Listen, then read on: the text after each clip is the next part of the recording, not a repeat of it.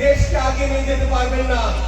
আপনারা হলেন মূল চাবিকাঠি, তার ভিশন, তার মিশন।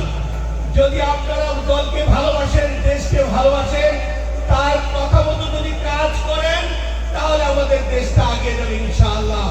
যেই স্বপ্ন শহীদ রাষ্ট্রপতি জিয়াউর রহমান সাহেব দেখেছিলেন, খাল খনন কর্মসূচি, তার সুযোগ্য সন্তান আবার সেই স্বপ্ন আমাদের সকলের মাধ্যমে দেশে বাস্তবায়ন করবেন। আমি বিশ্বাস করি পৃথিবীর 88টা কান্ট্রিতে আমি দেখেছি, সেই দেশে যেখানে নতুন নতুন খাল খনন করছেন, যেখানে খাল নেই, খাল নদী জায়গা কেটে খাল খনন করছেন।